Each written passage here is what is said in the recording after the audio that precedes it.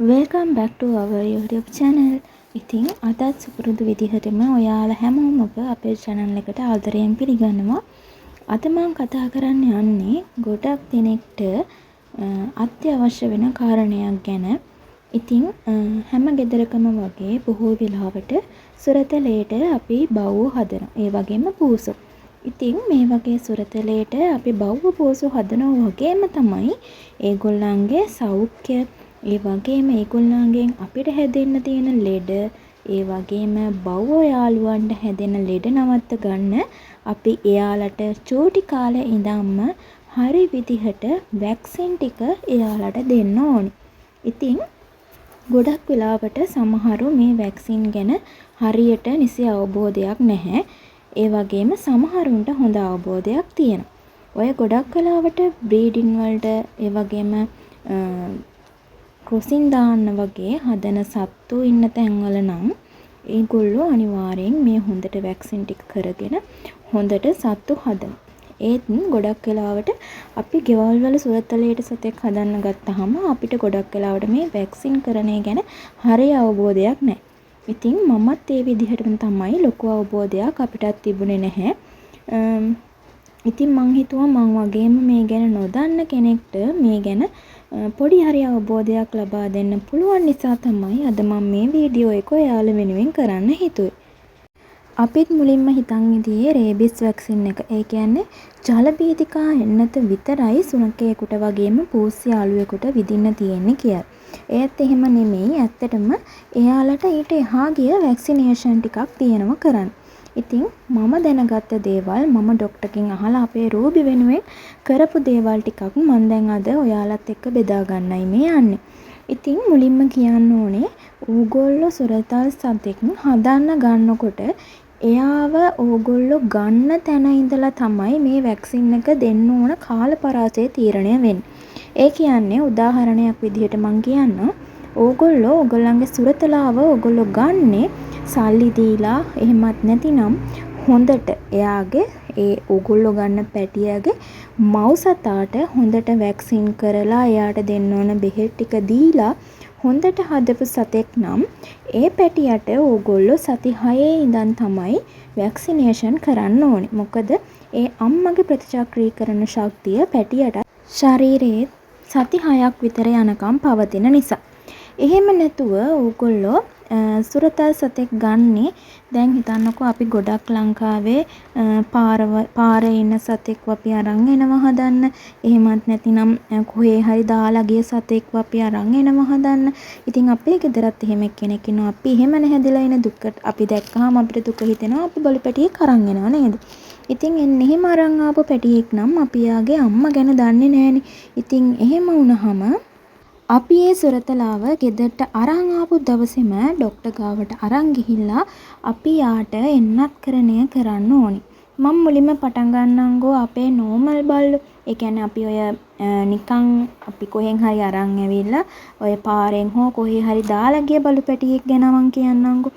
එහෙම කෙනෙක් අපි ගෙදරට අරන් ආවට පස්සේ අපි යාට මුලින්ම අපි ආව ගෙදරට ගේන දවසින් අපි ආව ડોක්ටර් ගාවට එක්කන් ගිහිල්ලා අපි යාට මුලින්ම විදින්නේ ජල බීතිකා එන්නත.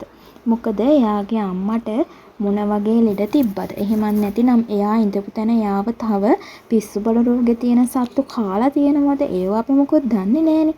ඒක හින්දා අපි මුලින්ම එයාට ජල බීතිකා එන්නත තමයි එන්නත් කරන්න ඕනේ. ඒක එන්නත් කරලා අපි ඊට පස්සේ සති දෙකක් ගියාට පස්සේ අපි ආයෙත් පාවෝ වෛරස් එක විදින්න ඕනේ. ඉතින් ડોක්ටර් ඔයාලට කාලය නිර්ණය කරන්නේ ડોක්ටර් සති දෙකෙන් දෙකටද එහෙමත් නැත්නම් සතිය ගාන බෙහෙත් විදින්න ඕනද කියන දේ තීරණය කරන්නේ ડોක්ටර්. ඉතින් ගොඩක් වෙලාවට විදින්නේ එක බෙහෙත් එකක් විදලා ආයෙ සති දෙකකින් වගේ තමයි අනිත් බෙහෙත් එක විදින්නේ. පාවෝ වෛරස් එකේ ඒ කියන්නේ කොහොමත් පාවෝ වෛරස් එක විදින්නේ කොටස් දෙකකට. පළවෙනි වැක්සින් එක සහ දෙවෙනි වැක්සින් එක කියලා. ඉතින් ජල බීතිකා එන්නත විද්දා ඒකට පස්සේ සති දෙකකට පස්සේ අපි ආයෙ විදිනවා පාවෝ වෛරස් එක. එහෙමත් නැතිනම් ඔයාලට පුළුවන් පාවෝ වෛරස් එක වගේම ඩිස්ටෙම්පර් වෛරස් එකත් පාවෝ වෛරස් එකට පස්සේ එන්නත් කරනවා. ගොඩක් වෙඩ්ලා ගාව තියෙනවා මේ පාවෝ වෛරස් එකයි ඩිස්ටෙම්පර් වෛරස් එකයි දෙකම එකට එකතු කරපු වැක්සින් එකකුත් තියෙනවා. ඉතින් අපිත් විද්දෙන්න ඒක. මේ තියෙන්නේ අපි විදපු අපේ වැක්සිනේෂන් කාඩ් එක අපේ රූබිගේ. ඉතින් මේ විදිහට ඩිස්ටෙම්පර් පාවෝ වෛරස් දෙක තියෙන බෙහෙත් එක විද්දට පස්සේ ආයෙ සති දෙකකින් ඩිස්ටෙම්පර් හා පාවෝ වෛරස් දෙක. ඒ කියන්නේ දෙවෙනි මාත්‍රාව ලබා දෙනවා සති දෙකකට පස්සේ. ඊට පස්සේ ආපහු සති දෙකකට පස්සේ ජල බීතිකා එන්නතේ දෙවෙනි මාත්‍රාව ලබා දෙනවා. ඉතින් මෙන්න මේ ටික තමයි මූලික වශයෙන් විදින්න ඕන බෙහෙත් ටික.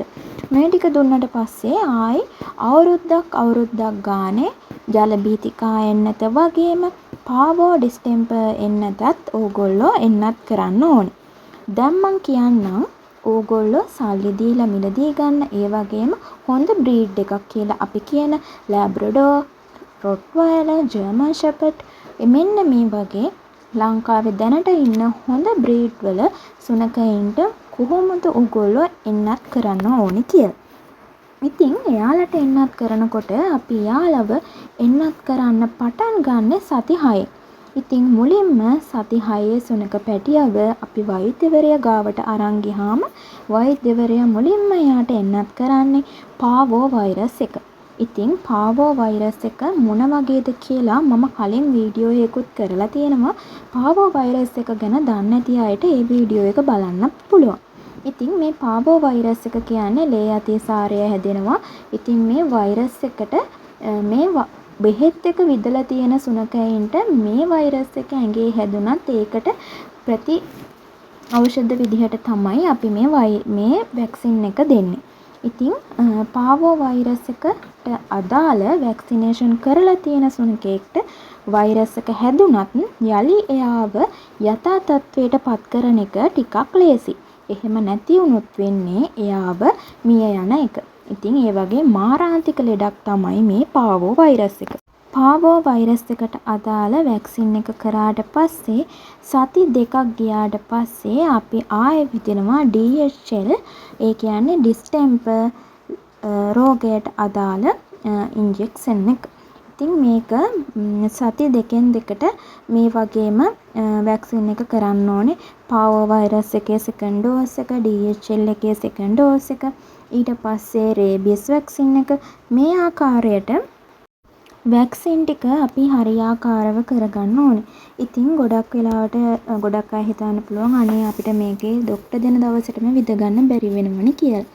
ඒක සාමාන්‍යයි අපිට උනත් ડોක්ටර් දීලා තියෙන දිනේටම යන්න බැරි වෙනවා. ඉතින් එහෙම වුණාට ප්‍රශ්නයක් නැහැ. අපි ඒ ආසන්න දිනයක වැක්සින් වලට ගියාම ડોක්ටර් ඒ දිනේ බලලා ආයි ඊළඟට විදින්න තියෙන දිනේ සකස් කරලා දෙනවා. ඒත් එක්කම අවුරුද්දක් ගානේ පාවෝ ඩිස්ටෙම්පර් ජල බීතිකා එන්නත් තුනපත් අඩුම තරමේ අපි විද ගන්න ඕනේ.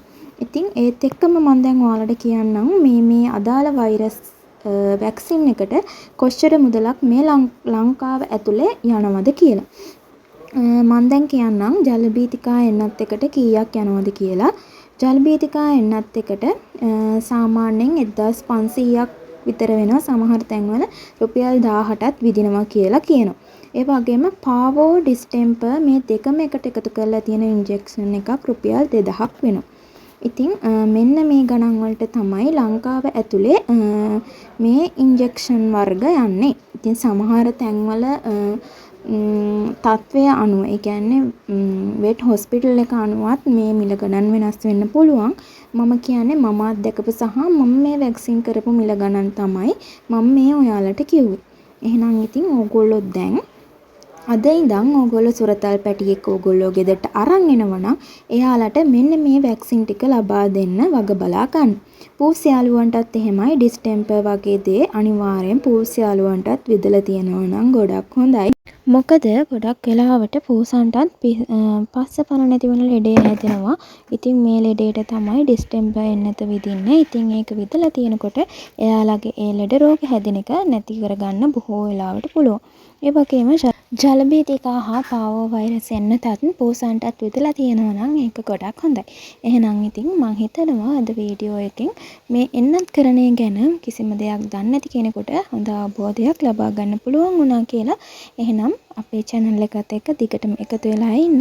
බොහොම ස්තුතියි සියලු දෙනාටම.